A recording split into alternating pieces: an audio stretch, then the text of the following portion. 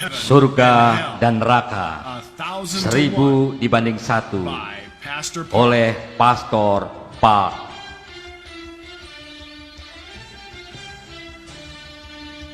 Di tahun 1987, Pastor Park meninggal karena tekanan darah tinggi. Tapi karena kasih karunia Tuhan, hidupnya diperpanjang lagi 20 tahun. Walaupun begitu, selama 4 tahun setelah itu, ia tidak dapat berbicara karena keadaannya. Umurnya sekitar 50 tahun ketika ia dihidupkan kembali. Pada waktu kematiannya, Tuhan menunjukkan kepadanya surga dan neraka. Saya ingin memberitahu Anda, jika Anda sombong, Anda mengutuki diri Anda sendiri. Saya mempunyai gereja yang sangat besar dengan 5.000 jemaat. Namun saya ditegur Tuhan karena kesombongan saya. Sekarang saya takut akan Tuhan. Saya dulu memiliki properti seharga 150 juta US dollar. Saya mempunyai 5 mobil mewah. Namun setelah pengalaman kematian saya menjual semuanya. Ingat bahwa keselamatan tidak bisa dibeli dengan apa yang kita punya, tapi dengan iman. Dan sekarang saya berbicara dengan diakan seorang pemimpin gereja lain untuk melayani semua pastor dengan sepenuh hati. Pada tanggal 19 Desember 1987, setelah saya selesai makan siang dan sedang beristirahat, tiba-tiba saya mulai merasa begitu kesakitan. Begitu menyakitkan hingga saya kira saya akan mati. Lalu saya kehilangan kesadaran. Dan saya terbangun 4 bulan kemudian dalam keadaan lemah. Dan dokter saya berkata bahwa saya akan meninggal pelan-pelan. Seluruh badan saya sakit semua dan tidak dapat digerakkan. Dan keluarga saya tidak pernah mengizinkan jemaat untuk menjenguk saya karena keadaan saya tidak baik. Dan akhirnya saya meninggal. Pada waktu saya meninggal, saya melihat 2 orang masuk ke ruangan saya.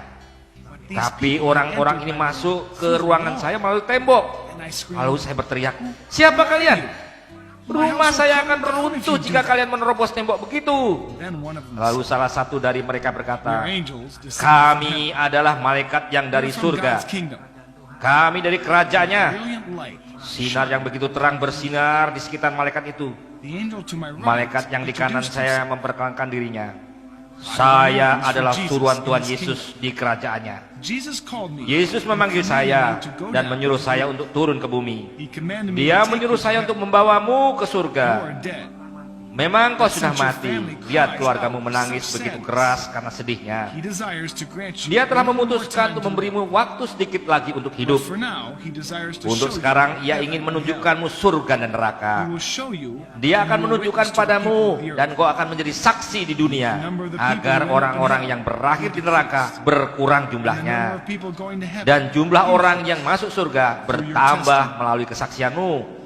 Ini akan menjadi misimu, dan Tuhan menyuruh kami agar tidak menunda-nunda. Tapi jika engkau menunda, engkau tidak akan bisa mengunjungi surga dan neraka. Dan malaikat di kiriku berkata, "Dari sejak kamu lahir hingga kamu mati, saya telah bersama-sama kamu." Waktu itu saya tidak mengerti apa yang malaikat itu bicarakan. Tapi sekarang saya mengerti, malaikat itu adalah malaikat penjaga saya. Saya tidak bisa pergi, saya nggak mau pergi. Saya seorang pastor, saya tidak bisa bertemu Tuhan dengan keadaan seperti ini. Saya mau dalam keadaan sehat. Saya mungkin bisa mendapatkan lebih banyak teguran daripada pujian dari Tuhan, karena saya begitu sombong dan sekarang saya terkutuk dan sakit. Bagaimana saya bisa masuk ke surga? Saya begitu takut. Tolong balik saja ke Tuhan dan minta Dia untuk menyembuhkan saya dulu dan kembali membawa saya ke surga melalui mimpi. Tolong minta belas kasihannya bagi saya. Tapi malaikat-malaikat itu tidak mendengarkan saya.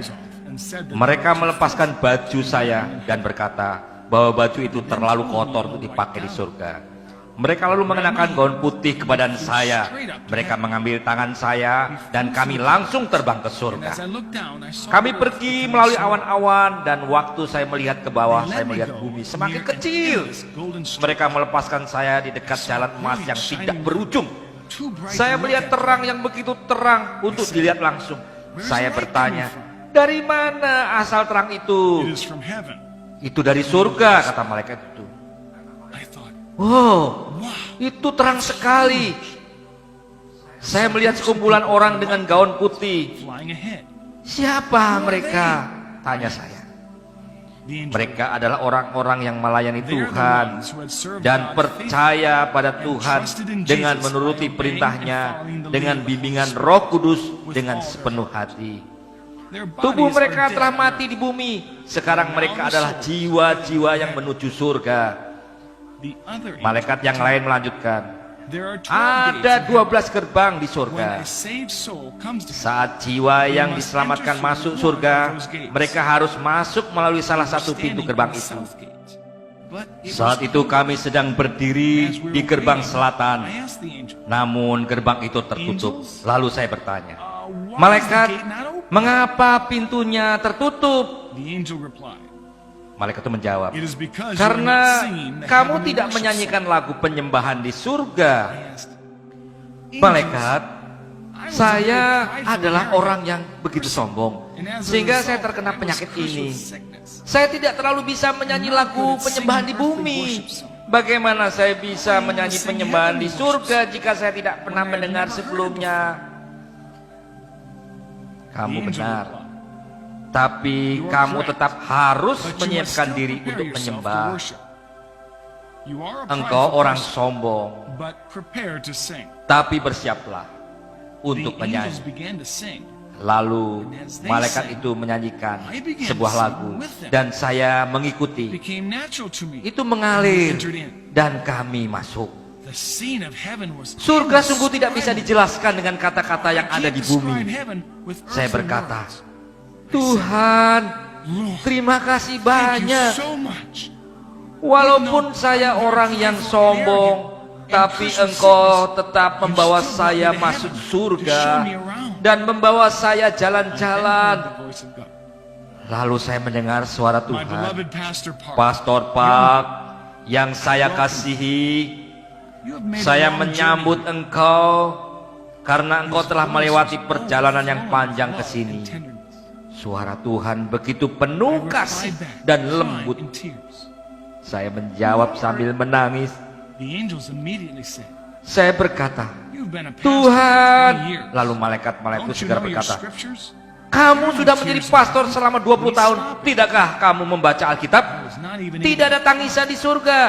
Tolong berhenti. The Lord then asked me, Saya bahkan tidak sanggup menangis. Lalu Tuhan "How much memberiku time did you 5 spend pertanyaan. reading the word?"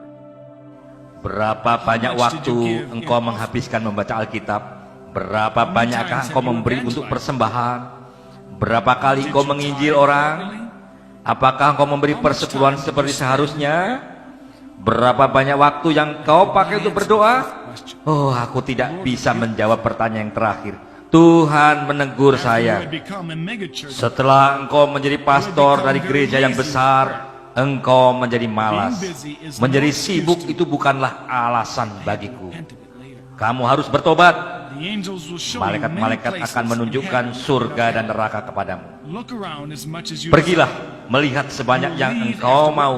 Engkau akan melihat bermacam-macam tempat di surga dan neraka. But the Lord Lalu will not engkau allow akan you to hidup see his appearance. setelah engkau menyaksikan semuanya. The angels first took me Pertama-tama to 3 malaikat-malaikat itu different membawa saya ke 3 tempat yang places. In the berbeda di first surga. place, I saw Di little tempat children pertama saya melihat living together. anak-anak kecil tinggal bersama-sama. The second place was Tempat where yang the adults kedua adalah tempat di mana orang-orang dewasa tinggal. Dan tempat ketiga adalah tempat jiwa-jiwa yang hampir tidak masuk surga. Walaupun mereka akhirnya masuk surga juga, tapi mereka masuk surga dengan Many rasa people malu. had asked me how old the Banyak children orang yang bertanya kepada saya how they tentang appeared umur like anak-anak itu. kindergartners. Mereka tampaknya seperti anak-anak yang masih di taman kanak-kanak. Dan mereka tidak seperti anak-anak yang kita biasa bedakan dengan gender. Setiap anak mempunyai malaikat yang menemani mereka di surga. Di surga kebanyakan jiwa-jiwa memiliki rumah mereka masing-masing. Walaupun begitu ada juga yang tidak memiliki rumah. Saya menjelaskan tentang itu lebih lanjut nanti. Dan lagi, anak-anak itu tidak mempunyai rumah. Lalu saya bertanya, anak-anak itu kan juga jiwa-jiwa. Mengapa mereka tidak mempunyai rumah mereka sendiri? Just as Malaikat the itu people on menjawab, earth sama seperti orang di dunia butuh bahan-bahan bangunan. we in heaven also need Kami di surga juga butuh bahan-bahan bangunan untuk membangun when a person pembangunan di serves the sini. church and others Saat seorang melayani gereja dan yang lain melayani Tuhan, semuanya itu akan menjadi bahan-bahan bangunan untuk membangun rumah di surga. when the materials are provided, Saat bahan-bahannya sudah disediakan, malaikat-malaikat akan bekerja untuk membangun rumah itu. Anak-anak itu yang masih di bawah umur tidak sempat menyediakan bahan-bahan untuk membangun rumah mereka di bumi. Dengan kata lain, in other mereka words, tidak mendapat they did not kesempatan have untuk time mendapat or reward chance untuk to earn menyediakan their bahan untuk rumah mereka. Inilah mengapa mereka This is tidak why mempunyai they rumah do di not sini. have homes. Saya melanjutkan Continue pertanyaan with my saya. questions. What shall Apa I yang do on bisa earth saya to lakukan di provide bumi more agar materials saya bisa for my menyediakan home? lebih banyak bahan bangunan untuk rumah The saya di angels surga? replied, there are 7 Malaikat-malaikat things menjawab, one must do ada to 7 build hal up the materials yang bisa to build kamu a home. lakukan untuk menambah bahan-bahan First untuk membangun is rumah. their accumulation Yang pertama adalah of banyaknya worship waktu and yang praise kau to God. pakai untuk menyembah Tuhan. The second is Yang their kedua time spent adalah waktu reading the Bible. untuk dipakai membaca Alkitab. Third, Yang ketiga, waktu yang dipakai untuk berdoa. their time spent Yang keempat evangelizing. adalah waktu yang dipakai untuk menginjili orang lain. Yang kelima, persembahan bagi Tuhan. Yang keenam, ketaatan persepuluhan untuk Tuhan. Lastly, Dan yang terakhir, waktu yang dipakai untuk melayani gerejanya dalam bentuk pelayanan apapun.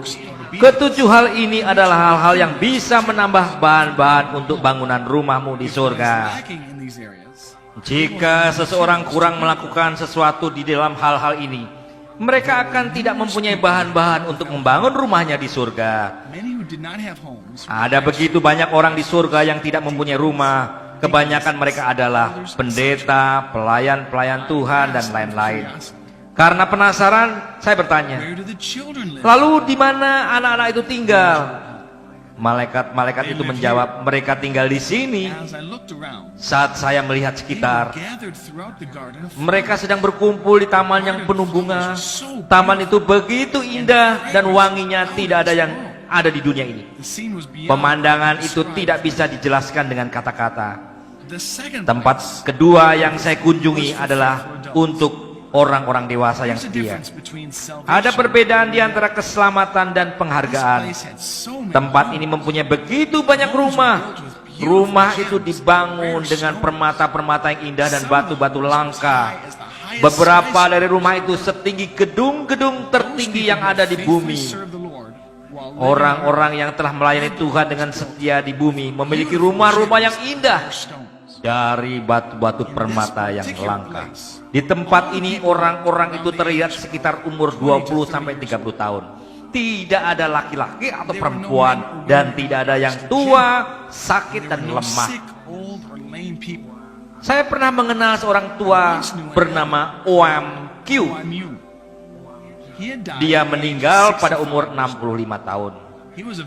Dia adalah orang yang pendek, tingginya setinggi anak-anak kelas 2 SD. Dia waktu itu terkena penyakit langka bernama rickets. Walaupun begitu, kalau tentang Alkitab, dia adalah seorang profesor. Saya bertemu dengan dia di surga, dan di sana dia rupanya tinggi dan tampan. Dia tidak lagi sakit-sakitan, tapi sehat. Surga adalah tempat yang begitu indah, dan saya mengharapkan banyak hal. Percayalah kepada apa yang saya katakan. Tempat yang terakhir adalah untuk orang-orang yang nyaris tidak masuk surga. Desa ini ukurannya besar, beberapa kali lebih besar dari tempat yang kedua. Saya naik kereta kuda emas ke sana dengan kecepatan yang sangat tinggi. Tempat itu begitu jauh dengan tempat-tempat lainnya yang saya lihat di surga. Saya berkata kepada malaikat-malaikat itu, saya melihat alam bebas dan padang, mengapa saya tidak melihat rumah? Lalu malaikat-malaikat itu menjawab, apa yang kamu lihat adalah rumah. Saya melihat apartemen-apartemen yang besar dan lebar yang mengingatkan saya pada waktu itu adalah kandang ayam atau seperti gudang. Rumah-rumah itu tidak mewah, These homes namun are juga not tidak begitu glorious, jelek. but shabby. Rumah-rumah itu diperuntukkan bagi jiwa-jiwa yang nyaris tidak diselamatkan. There were numerous Ada banyak rumah-rumah besar yang sederhana seperti itu. This village Desa ini beberapa kali lebih besar dari tempat di mana jiwa-jiwa yang diberikan penghargaan tinggal. Do you see the Malaikat-malaikat itu berkata, apakah engkau melihat rumah-rumah yang besar? Satu di kananmu dan satu di kirimu? I do see Saya menjawab, ya, saya melihat. the angel said. Malaikat itu berkata bahwa mereka ingin menunjukkan rumah-rumah itu secara spesifik kepada saya. The home on the Rumah yang right di is kanan for those who are pastors adalah on untuk the earth. pastor-pastor yang di bumi, dan yang di kiri adalah untuk tua-tua yang di bumi. As we arrived, Saat kami sampai di depan pintu kedua rumah itu, saya sadar tempat itu sangatlah besar. Saya we opened the ternganga door and entered. saat pintu dibuka dan kami masuk. Chicken coop. Penilaian pertama saya adalah, ya kayak kandang ayam. Thousands of chickens living in this coop. Tapi bukan ayam yang tinggal di situ, melainkan Angels jiwa-jiwa. advised me to observe very Malaikat-malaikat itu menyuruh saya untuk memperhatikan dengan lebih teliti, karena saya akan mengenal beberapa pastor yang terkenal dalam I sejarah. recognize many pastors from history Ya, saya mengenal banyak pastor. and asked the angel, Saya memilih salah satu pastor yang "Know that terkenal. Korean pastor?" I Oh, know saya how tahu famous he pastor was itu pastor and the Korea. work he had done for the Lord. Saya tahu seberapa terkenalnya dia dan pekerjaan-pekerjaan yang sudah ia lakukan bagi Tuhan. Tapi mengapa dia di tempat seperti ini? Saya tidak mengerti. Any building materials for his home. Lalu malaikat itu menjawab, ia tidak pernah menyediakan bahan-bahan untuk membangun rumahnya di surga. Inilah mengapa ia tinggal di tempat seperti ini. Karena penasaran saya bertanya, bagaimana hal ini bisa terjadi? Mengapa ia tidak mempunyai bahan-bahan bangunan? The angel answered, Lalu malaikat itu menjawab, saat ia menjadi pastor dan melakukan tugasnya, ia suka dipuji-puji orang. Dia suka dimuliakan dan dia suka dilayani. Tidak ada pengorbanan yang ia berikan. Pastor Korea ini memang begitu dihormati di Korea dan menjadi ikon di sejarah gereja Korea. within the creed, Tetapi ia tidak mendapat penghargaan apapun di he tempat had ini. no reward. Pastor-pastor, dengarlah. Engkau harus melayani jemaatmu lebih dari hanya sekedar ibadah hari Minggu di gereja saja. Engkau harus mengunjungi mereka di rumahnya. You must take care of Juga engkau harus merawat yang miskin, yang lemah, dan yang tua. pastors who Pastor-pastor yang melayani tanpa pengorbanan dan suka dihormati and love tidak to be mendapat honored penghargaan have apa-apa di no surga. reward in heaven. Setelah saya melihat semuanya itu After I dan witnessed kembali this hidup scene di dunia, saya melepaskan semua milik saya, termasuk 5 mobil mewah saya. including my 5 Hidup ini hanya sekali. Di Alkitab, kehidupan rata-rata sekitar 70 sampai 80 tahun lamanya. Tetapi hanya Tuhan yang tahu kapan seorang akan meninggal. Siapapun bisa mati sebelum umur 70 atau 80 tahun. Dan saya memutuskan untuk memberikan semuanya, apapun juga. Orang-orang yang saya lihat yang menerima keselamatan dengan malu tadi, ada pastor, pelayan Tuhan, dan ada yang lainnya. Ada begitu banyak pelayan Tuhan yang tinggal di rumah sederhana seperti kandang ayam itu. Tetapi tentu saja jauh lebih baik daripada neraka. Walaupun begitu, mengapa juga orang mau masuk ke surga dalam keadaan seperti itu? Saya tidak akan pernah mau berakhir seperti itu di tempat ini. Bahkan bajunya saja pun begitu sederhana. Jadi apa yang bisa orang Kristen lakukan agar mempunyai rumah yang indah di surga? Yang pertama, kita harus menginjil ke sebanyak mungkin orang yang bisa kita injili. Bagaimana kita dapat menginjil?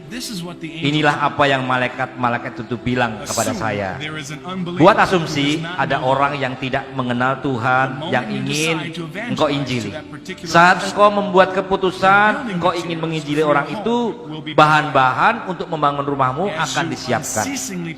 Saat engkau berdoa tak henti-hentinya untuk keselamatan mereka, lebih banyak bahan-bahan bangunan dipersiapkan.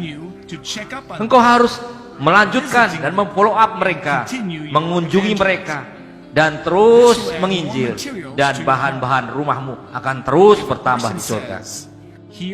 Saat orang berkata ia tidak bisa ke gereja karena tidak mempunyai baju, engkau harus menyediakannya untuk mereka.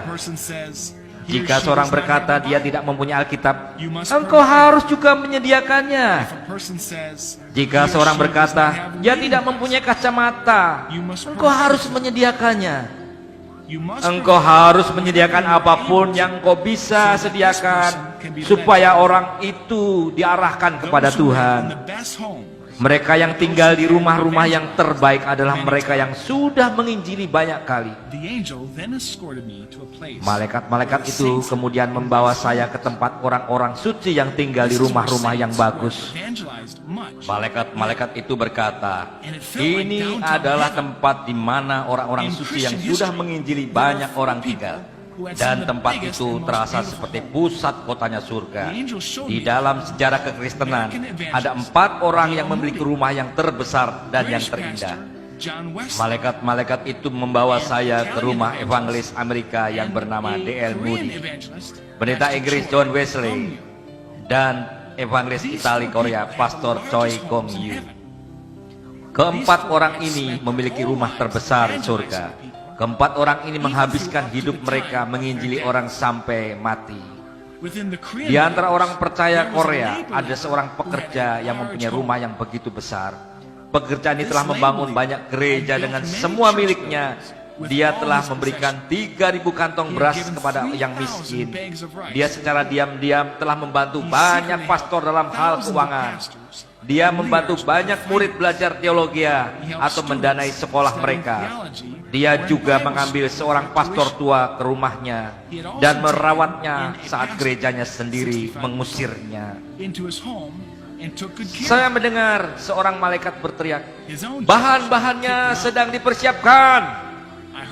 Saya bertanya kepada malaikat yang di sebelah kanan saya mengenai bahan-bahan itu.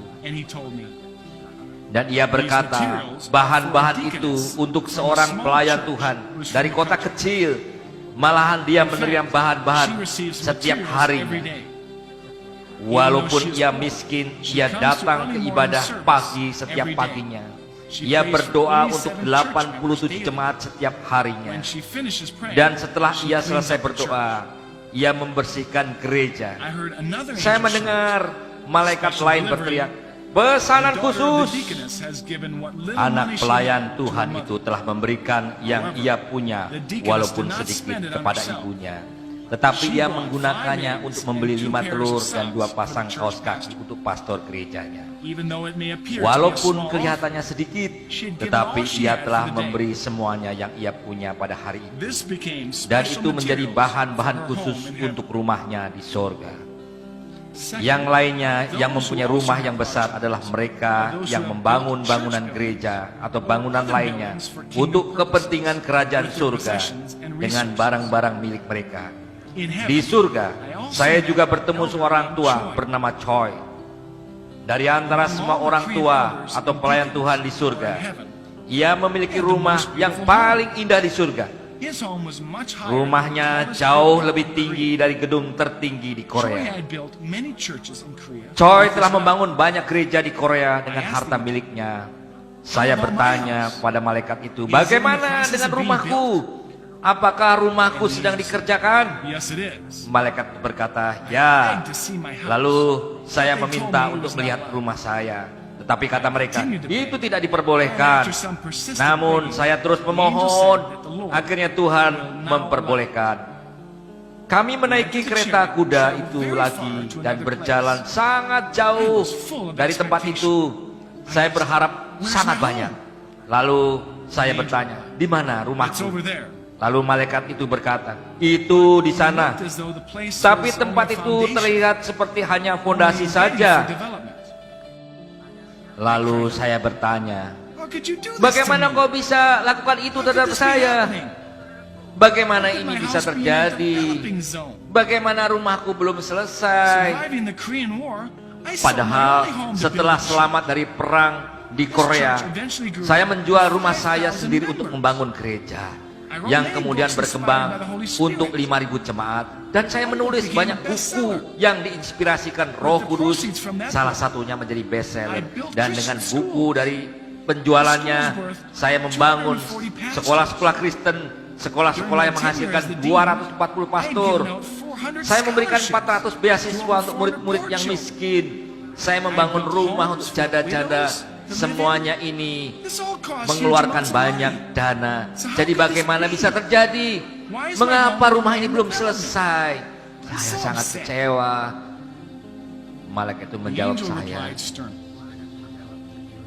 engkau tidak layak untuk tinggal di rumah yang indah di surga, karena engkau telah ditinggikan orang banyak sekali. Setiap kali engkau melakukan hal yang baik, engkau dipuji orang, engkau bahkan dihormati oleh berita-berita setempat. Maka dari itu pekerjaanmu adalah sia-sia. Saya melihat rumah saya dan letaknya ada di sekitar 3 rumah lainnya. Hanya ada 3 lantai. Rumah itu memiliki banyak ruangan kecil di 2 lantai pertama. Saya bertanya kepada malaikat-malaikat itu, mengapa saya memiliki banyak ruangan-ruangan kecil? Malaikat-malaikat itu menjawab bahwa ruangan-ruangan ini adalah untuk anak-anak saya. Padahal saya hanya memiliki 4 anak. Malaikat itu menjawab, bukan. Mereka bukan untuk anak-anak duniamu, tetapi untuk orang-orang yang engkau injili dan sudah diselamatkan. Oh, lalu di mana ruang tidur saya? Malaikat itu berkata bahwa ruang tidur saya ada di atap, dan itu mengusik saya. Ruangan saya bahkan belum selesai. Dengan nada marah saya berkata, ini sangat kecil, mengapa hal seperti ini susah untuk diselesaikan? Malaikat-malaikat itu menjawab, engkau bahkan belum mati, kami tidak dapat menyelesaikan rumahmu, karena kami tidak tahu apakah akan ada lebih banyak lagi bahan-bahan yang akan datang. Apakah engkau mengerti? Lalu saya melihat 2 sertifikat tergantung di dinding kamar saya. Lalu saya membacanya. Sertifikat pertama menjelaskan bahwa saat saya berumur 18 tahun, saat saya tinggal di panti asuhan, pada perjalanan pulang dari gereja, saya melihat seorang tua kedinginan di pinggir jalan. Saya melepaskan jaket saya dan memberikannya, dan itu membuahkan penghargaan di surga. Sertifikat yang kedua menjelaskan insiden yang sama, namun kali ini untuk membelikan roti dengan uang sedikit yang saya punya untuk orang tua itu. Jumlahnya bukanlah masalah, tetapi tindakan itu disertai dengan ketulusan hati. Kami lalu meninggalkan tempat itu. Dalam perjalanan, malaikat itu bertanya, apakah kamu sedih? Aku akan memberitahu kamu bagaimana caranya membangun rumah yang indah. Tuhan berkata bahwa saat kamu kembali ke bumi, kamu harus memberitahu orang-orang tentang surga dan neraka seperti yang telah engkau saksikan. Kedua, Tuhan ingin engkau membangun sebuah tempat untuk pengumpulan evangelis-evangelis wanita yang sudah tua, juga pastor-pastor yang tidak mempunyai tempat tinggal. Jika engkau benar-benar melakukan hal ini, engkau akan mempunyai rumah yang indah di surga. Saatnya mengunjungi neraka. Kedua malaikat itu kemudian membawa saya ke neraka. Dan dia berkata, sekarang engkau akan mengunjungi neraka. Engkau tidak akan menyangka keburukannya neraka. Saya terus berteriak, tempat ini sangat besar. Tempat ini sangat besar. Ini adalah tempat untuk jiwa-jiwa yang dihukum untuk selamanya. Rasanya neraka 1000 kali lebih besar daripada bumi. Setengah dari neraka berwarna merah dan setengah lainnya berwarna hitam kelam. Lalu saya bertanya, kenapa bagian itu berwarna merah? Dan malaikat itu menjawab, tidakkah kamu tahu sebagian itu sulfur yang terbakar dan sisanya adalah kegelapan yang terbakar? Saat seorang berdosa dan berakhir di sini, mereka akan disiksa dari kedua sisi. Ada begitu banyak gereja-gereja di dunia dan gereja-gereja itu dipenuhi banyak orang. Walaupun begitu, kebanyakan dari mereka bukanlah orang Kristen yang benar. Mereka hanya tukang absen di gereja. Gereja yang sesungguhnya akan percaya akan adanya surga dan neraka. Kehidupan banyak orang Kristen berantakan karena mereka tidak benar-benar percaya akan adanya surga dan neraka. Saat satu jiwa masuk surga, 1000 jiwa masuk neraka. Perbandingan antara surga neraka adalah 1000 dibanding 1. Saya adalah pendeta yang cukup terkenal dan saya lulus dari salah satu sekolah teologi yang terbesar di Korea. Namun saya tidak pernah percaya akan cerita-cerita tentang surga dan neraka. Tetapi sekarang sayalah yang menulis cerita itu untuk bersaksi. Walaupun engkau orang Kristen, jika kamu hidup menurut kehendak setan, engkau akan berakhir di neraka ini. Tempat pertama yang saya lihat adalah sulfur terbakar. Engkau tidak bisa bayangkan betapa panasnya api neraka. Tidak seorang pun sanggup menahan panasnya. Orang-orang di neraka menyebut dengan 3 alasan.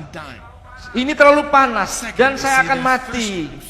Yang lain berkata, saya sangat haus dan saya pasti mati. Dan yang ketiga, engkau akan mendengar banyak orang meminta air. Ini abadi. Banyak orang berkata bahwa kita bebas di dalam Kristus dan mereka hidup sesuai dengan keinginan mereka. Saya bertanya kepada malaikat-malaikat itu, mereka yang di sini, apa yang telah mereka perbuat? Dan malaikat-malaikat itu menjawab, grup pertama adalah mereka yang tidak percaya. Jadi kita harus segera menginjili keluarga kita sendiri supaya mereka segera bertobat. Malaikat itu lalu melanjutkan, grup yang kedua adalah mereka yang belum percaya Kristus namun tidak bertobat dari dosanya. Kita harus bertobat dari dosa kita dan mengaku di hadapan Tuhan. Kita jangan berdosa sekedar mengaku saja. Bukanlah pertobatan itu. Dengan kesungguhan hati kita harus bertobat. Saya banyak melihat orang-orang Kristen di neraka, termasuk melihat banyak pastor, orang-orang tua dan pelayan-pelayan Tuhan di neraka. Lalu saya bertanya kepada malaikat-malaikat itu, saya tahu mereka semua.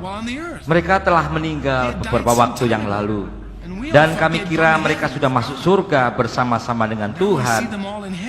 Dan sekarang saya melihat mereka di neraka dan mendengar mereka berteriak kepanasan, mengapa mereka ada di sini?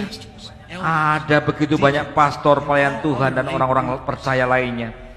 Malaikat-malaikat itu lalu menjawab, Pastor Park, seseorang dapat tampak seperti mengikut Tuhan yang benar di luarnya, namun Tuhan tahu isi hati mereka. Mereka tidak menguduskan hari Minggu, malah mereka suka mencari uang di hari Minggu. Banyak dari pelayan-pelayan Tuhan itu sering mengkritik pelayanan pastor-pastor mereka. Mereka tidak memberi persepuluhan dengan benar. Mereka tidak berdoa. Mereka tidak menginjili orang sama sekali.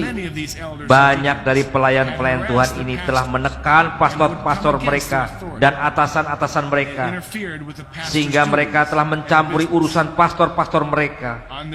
Menjelang kematian mereka, mereka pikir mereka sudah berbuat baik, jadi mereka tidak bertobat. Inilah mengapa mereka berakhir di neraka ini.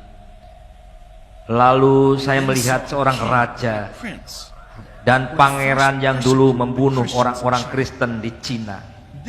Raja-raja dan pangeran-pangeran ini memenggal banyak orang Kristen pertama di Korea. Mereka diletakkan di tengah tempat yang paling panas. Dan saya melihat Hitler, Stalin, dan Mao Zedong, dan seorang pastor terkenal di Korea bernama Pastor Ken, dan pahlawan Jepang yang terkenal, dan banyak lagi. Lalu kami tiba di tempat yang sangat gelap, terlalu gelap untuk melihat di mana kami berdiri. Lalu saya berteriak, malaikat, tempat ini sangat gelap, saya tidak bisa melihat apa-apa. Just wait a little bit. Malaikat itu menepuk pundak saya. Tunggu sebentar. Tidak lama kemudian saya bisa melihat orang-orang telanjang yang tidak terhitung jumlahnya. All of them had Mereka semua ditutupi serangga-serangga di sekujur tubuh mereka, dan tidak ada tempat yang tidak ada serangganya. Mereka berusaha menyingkirkan serangga-serangga itu dan menggertakkan gigi. Lalu saya bertanya, What did these people do as they apa lived yang on the telah earth? mereka lakukan di bumi? Malaikat itu menjawab, mereka adalah orang-orang yang mengkritik dan mencelakakan orang lain. Mereka tidak berhati-hati dengan apa yang mereka bicarakan satu dengan yang I lainnya. saw the demons Saya melihat setan-setan itu menusuk perut orang itu. Teriakannya, mereka begitu memilukan bagi. terrible to me. Lalu saya bertanya kepada malaikat, malaikat, apa yang telah mereka lakukan selama mereka di bumi? Dan malaikat itu menjawab, orang-orang ini mempunyai pekerjaan, rumah, keluarga, tapi mereka tidak memberi kepada Tuhan. Yang miskin atau gereja atau pekerjaan Tuhan, mereka serakah dan pelit. Bahkan jika mereka bertemu orang-orang miskin, mereka tidak memperdulikan. Mereka hanya peduli akan diri mereka sendiri dan keluarga mereka, kecukupan dan mempunyai hidup yang enak. Inilah mengapa perut mereka ditusuk, karena perut mereka penuh dengan keserakahan. Pemandangan itu benar-benar mengerikan. Setelah menyaksikan hal itu, saat saya kembali ke bumi, saya memberikan semua uang saya dan milik saya kepada orang lain. Keselamatan tidak bisa didapat dengan uang atau properti, tetapi dengan iman. Neraka sungguh-sungguh tempat yang menyiksa. Neraka adalah penyiksaan kekal. Saya juga melihat orang-orang yang dipenggal kepalanya dengan pisau yang sangat tajam. Lalu saya bertanya kepada malaikat, apa yang telah mereka lakukan sehingga mereka disiksa sedemikian rupa? Lalu malaikat itu menjawab, otak mereka telah diberikan oleh Tuhan untuk berpikir akan hal-hal yang baik, tetapi orang-orang ini telah memikirkan hal-hal yang najis. Mereka mempunyai pikiran hawa nafsu. Selanjutnya saya melihat orang-orang yang ditusuk dan dipotong-potong. Pemandangan ini benar-benar mengerikan. Lalu saya bertanya, bagaimana dengan orang-orang ini? Apakah yang telah mereka lakukan sehingga mereka disiksa seperti itu? Lalu malaikat itu menjawab, mereka adalah pelayan-pelayan Tuhan yang tidak melayani gereja mereka. Malah mereka tidak mau bekerja ataupun melayani. Yang mereka sukai hanyalah menerima dan menerima dari orang lain. Saya melihat banyak pelayan Tuhan disiksa oleh setan-setan itu. Setan-setan itu membuang lubang di lidah mereka dan menyambungkannya satu dengan yang lain dengan kawat. Lalu setan-setan itu akan menarik mereka. Lalu saya bertanya, apa yang mereka lakukan di bumi? Dan malaikat itu menjawab, mereka telah melakukan 4 dosa yang berbeda. Pertama, mereka telah mengkritik pastor mereka. Mereka mengatakan hal-hal negatif tentang pastor mereka. Saya katakan kepadamu, jika kau berbuat hal demikian, bertobatlah secepatnya. Malaikat itu melanjutkan, kedua, mereka menghina gereja dengan kata-kata mereka. Mereka telah menyiksa orang-orang Kristen yang percaya pun terkena efeknya. Dan mereka berhenti pergi ke gereja, bahkan sampai membuat orang lain berhenti percaya. Mereka melakukan apa saja yang mereka bisa untuk menghentikan orang-orang Kristen untuk melakukan pekerjaan-pekerjaan Tuhan. Orang jahat ini menyebabkan banyak orang percaya yang tersandung. Dan yang terakhir adalah pasangan suami istri yang minum alkohol dan menyiksa keluarga mereka. Saya melihat setan menusuk pria dan wanita di perut mereka dengan paku yang sangat tajam. Dan saya bertanya, apa yang telah mereka lakukan? The angel replied, Lalu malaikat itu menjawab, "These are men ini and women adalah pria who live dan with wanita yang hidup bersama-sama but were not married. namun tidak menikah, yang These telah are guilty aborsi of abortions, karena mereka telah as they also hamil. got pregnant. Mereka tidak They pernah have never bertobat." repented. Saya melihat sekumpulan lainnya, I saw another dan group of setan itu memotong-motong And the bibir demons mereka were slicing seperti their memotong-motong daging. as one might slice vegetables. Lalu aku bertanya, mengapa orang ini disiksa seperti itu? Why are these people tormented in such a way? Lalu malaikat itu The menjawab, angel said, ini adalah anak-anak yang melawan orang tuanya. "Daughters, Seharusnya mereka bisa meminta maaf daripada membuat keadaan bertambah parah. all they had to do was Banyak say, dari 'I'm mereka sorry,' telah menggunakan kata-kata instead of making kasar things worse. untuk menyerang orang-orang tua Many of them mereka. had used abusive language. Mereka adalah Attacked pemberontak. their parents with Inilah harsh alasan mengapa bibir mereka dipotong-potong. This is why their lips are being sliced. Engkau tahu bahwa kita semua akan mati suatu We don't hari. know when that will be. Tetapi kita tidak tahu kapan. Being prepared Maka is to go berusahalah to heaven. kita siap-siap. When we Bersiap-siaplah go to untuk masuk surga. Please Kapan forgive each kita other pergi as bukanlah frequently as masalahnya. necessary Mari if you need kita to. memaafkan satu sama Repent lain and sesering repent mungkin and do it all jika day long diperlukan. if you have to. Teruslah bertobat. Lakukanlah My itu brothers, sepanjang hari I jika used memang to diperlukan. ignore such testimonies. Saudara-saudaraku, saya dulu tidak mendengarkan Presbyterian kesaksian-kesaksian seperti ini. pastor. Saya adalah pendeta yang kolot, yang kolokan, yang tidak percaya hal-hal seperti itu. Tetapi sekarang saya harus menyaksikan dan memberitahu semuanya apa yang telah saya lihat. Maka janganlah ragu-ragu untuk hidup suci. Mari kita hindari penyiksaan kekal abadi itu. Be saved. Marilah, biarlah kita diselamatkan. Janganlah hidup menurut daging, tetapi hidup menurut roh. Please pray for those Dan who marilah do kita not know berdoa bagi mereka yang belum percaya kepada Tuhan Yesus, menginjil dan mengajarkan Jesus. Please buah-buah pray roh. early in the morning. Mari berdoa pagi-pagi sekali dan menguduskan hari Minggu. Please tithe to Mari the Lord. memberikan persepuluhan, mengumpulkan penghargaan di surga dan bukan di bumi. Saya memberkati Mighty name of Jesus. engkau di dalam nama Tuhan Yesus. The end. Sekian.